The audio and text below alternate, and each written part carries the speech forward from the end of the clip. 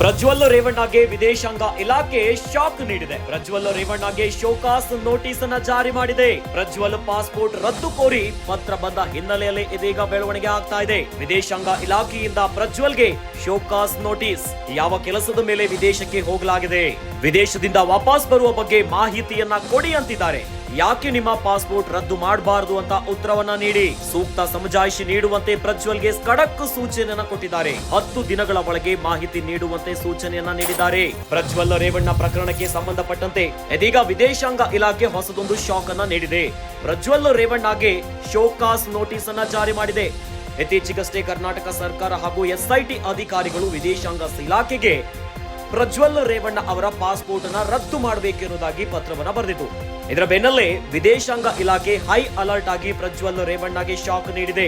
Prajwal ರೇವಣ್ಣಗೆ show cause notice ಅನ್ನ ಜಾರಿ ಮಾಡಿದೆ. ಇನ್ನು ಈ ನೋಟಿಸ್ ಅಲ್ಲಿ ಪ್ರಜ್ವಲ್ ರೇವಣ್ಣ ಯಾವ ವಿಚಾರಕ್ಕೆ ಯಾವ ಸಂಬಂಧಪಟ್ಟಂತೆ ವಿದೇಶಕ್ಕೆ ಹೋಗಿದ್ದಾರೆ, ಯಾಕೆ ನಿಮ್ಮ ಪಾಸ್ಪೋರ್ಟ್ ಅನ್ನ ರದ್ದು ಮಾಡಬಾರದು, ಇವೆಲ್ಲದಕ್ಕೂ ಕೂಡ ಸೂಕ್ತ ಸಮಜಾಯಿಷಿಯನ್ನ ನೀಡಬೇಕು. ಅದು ಕೂಡ 10 ದಿನದ ಒಳಗೆ ಮಾಹಿತಿಯನ್ನ ನೀಡುವಂತೆ ಪ್ರಜ್ವಲ್ ರೇವಣ್ಣಗೆ ಸೂಚನೆಯನ್ನ ಕೊಟ್ಟಿದ್ದಾರೆ.